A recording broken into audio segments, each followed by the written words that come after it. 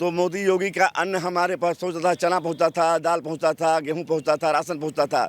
तो जब हम अन्न इनका खा रहे हैं योगी मोदी जी का, तो मैं वोट सपा को क्यों दूंगा और बसपा को क्यों दूंगा। बसपा और समाजवादी पार्टी और कांग्रेस, ये तीनों दल ऐसे हैं जो मुसलमान के अंदर एक भय का माहौल पैदा किए रहते थे शुरू से, और इनके बच्चों को, मुस्लिम के बच्चों को इन्होंने पढ़ने लिखने नहीं दिया। गोरखपुर में महाराज जी रहती है किसी माफिया की औकात में जो गोरखपुर में दबंगी करते हैं, गुंडा टैक्स वसूल दे। सबसे अच्छी बात है, सुरक्षा चकाचक है। अरे अपने महाराज के लिए लोग जान भी दे सकते हैं। ये पूर्वांचल से संदेश दीजिए। इनकी सरकार रहती थी, लोग बुला के लिस्ट भेजते थे। कितना हो हम इधर के पूर्वांचल के चाहे कहीं के लड़के दौड़ते थे, अपना मेहनत करते थे, नौकरी उनको नहीं मिलती थी। जो सूची बन के लखनऊ से आती थी शिवपाल यादव की, उनको नौकरी दी जाती थी। ये बात मैं गारंटी और दावे के साथ कह सकता हूँ, आप पता कर लीजिए। हिजाब कोई मुद्दा नहीं है, सरकार तो कह रही है हिजाब, आप संस्थान के बाहर तक आप हिजाब लगा के आइए, लेकिन संस्थान के अंदर क्लास में बैठ के आपको हिजाब नहीं लगाना। आप बताइए क्या ये सही है? तो उत्तर प्रदेश के सियासी सफर पर मैं निशांत चतुर्वेदी आप सबका स्वागत करता हूं। और पूर्वांचल की अगर हम बात करें तो उत्तर प्रदेश के 7 चरणों में से आज चौथे चरण का चुनाव इस समय जारी है, लेकिन हम इस समय गोरखपुर में हैं और गोरखपुर कहा जाता है कि सीएम योगी आदित्यनाथ का घर है।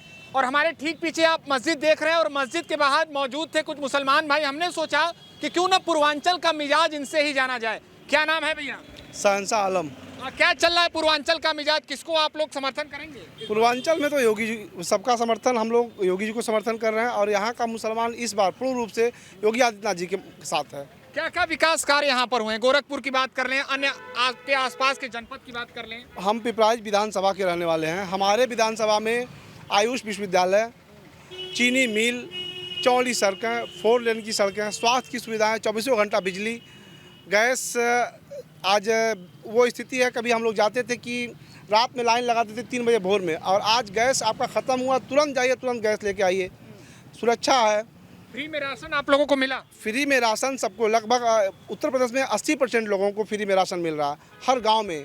अच्छा, एक बात हम आप सभी लोगों से सवाल करना चाहेंगे कि जब सीएम यूपी के सीएम नहीं थे योगी आदित्यनाथ जी, तब एक बात कहा जाता था कि गोरखपुर में रहना है तो योगी योगी कहना है।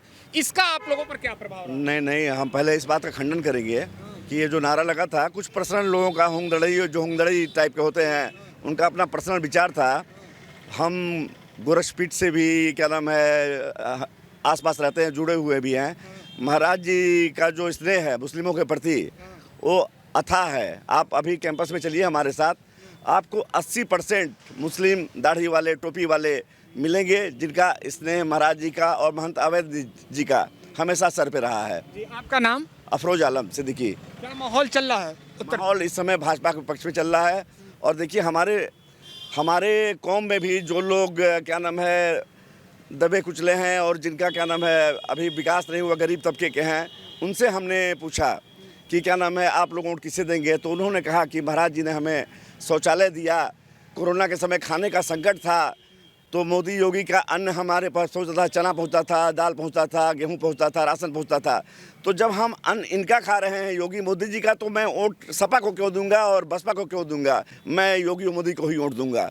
बसपा और सपा कहती है कि नहीं, हम आप लोगों के हितैषी हैं और शुरू से आपके बारे में, खासतौर पर मुसलमान वर्ग के बारे में, हम ही लोगों ने आपके बारे में सोचा। बसपा और समाजवादी पार्टी और कांग्रेस, ये तीनों दल ऐसे हैं जो मुसलमान के अंदर एक भय का माहौल पैदा किए रहते थे शुरू से, और इनके बच्चों को, मुस्लिम के बच्चों को इन्होंने पढ़ने लिखने नहीं दिया, और इनको अपना एक वोट बैंक बना के रखा मुस्लिम को।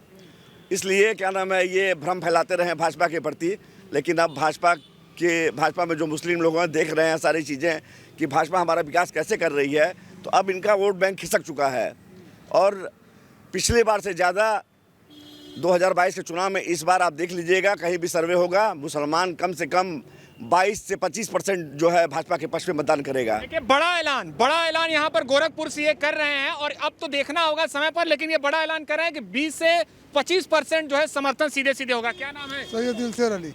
क्या माहौल चल रहा है, किसको समर्थन कर रहे हैं? हम लोग भाजपा को ही समर्थन करेंगे। बड़ी बातें कही जा रही थी यहाँ पर, कानून व्यवस्था को लेकर सब कुछ ठीक है पूर्वांचल में? बहुत अच्छा है कानून व्यवस्था। समझ लीजिए कि इस सरकार की सबसे बड़ी उपलब्धि है कानून व्यवस्था। जो गुंडे माफिया गुंडई करते थे आज वो जेल में हैं। कानून व्यवस्था सबसे बड़ी उपलब्धि है गोरखपुर का, पूरे उत्तर प्रदेश की बात मान के चलिए।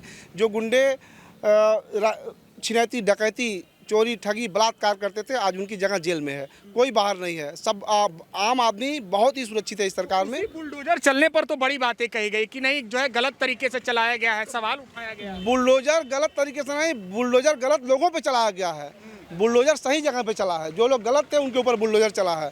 आम आदमी का उससे कोई नुकसान नहीं है। अच्छा, सीएम साहब ने कहा है कि 10 मार्च के बाद गर्मी शांत कर देंगे। किसकी गर्मी बढ़ी है? नहीं, कहने के मतलब ऐसा नहीं था। मीडिया ने और लोगों ने गलत अर्थ निकाला। गर्मी शांत इसलिए हो, बिजली 24 घंटा रहती है और 24 घंटा लाइट आती है, तो मतलब लाइट से गर्मी शांत हो जाएगी सारे लोगों की। अच्छा, रोजगार को लेकर कई बातें उठी। जब आप बिजली की बातें कह रहे हैं तो कहा गया कि समाजवादी पार्टी ने कहा 300 यूनिट फ्री में बिजली देंगे। उसके बाद रोजगार के लिए कहा कि नहीं हम अब बेहतर रोजगार देंगे। ये सरकार सफल नहीं रही है रोजगार देने में। मैं इस सवाल का जवाब देता हूँ। रोजगार की बात आप लोग करते हैं। रोजगार समाजवादी पार्टी की सरकार भी पिछले 5 साल थी, 12 से लेकर 17 तक। उन्होंने किसको रोजगार दिया? पूर्वांचल में मैं आपको बता दूं, मैं डंके की चोट पर कहता हूं, एक भी कोई ऐसा संस्थान 5 साल के अंदर वो लगाए हों जिसमें एक छत के नीचे 100 लोगों को रोजगार मिल सके। मैं गारंटी के साथ, दावे के साथ आपसे पूछ रहा हूं, आप पूरा सर्वे करवा लीजिए। पूरे पूर्वांचल में कोई ऐसा संस्थान लगवाए हैं अपने 5 साल की सरकार में समाजवादी पार्टी के लोगों ने जहाँ एक छत के नीचे 100 लोगों को रोजगार मिल सके? ऐसा कहीं नहीं है। वो रोजगार क्या देंगे जब रोजगार का कोई जगह ही नहीं था। हाँ, योगी आदित्यनाथ जी की सरकार ने 5 साल के अंदर पिपराइच में चीनी मिल लगवाया। यहाँ पे आयुष विश्वविद्यालय बन रहा है, मेडिकल कॉलेज में सुपर स्पेशलिटी सेंटर बना, उसमें लोगों को रोजगार मिलेगा। जब रोजगार का जगह ही नहीं रहेगा तो रोजगार देंगे वो लोग कहाँ? ये भाजपा की सरकार ने 5 साल के अंदर रोजगार के संस्थान लगवाए हैं, वहाँ पे युवाओं को रोजगार भी मिल रहा है और निष्पक्ष रूप से मिल रहा है।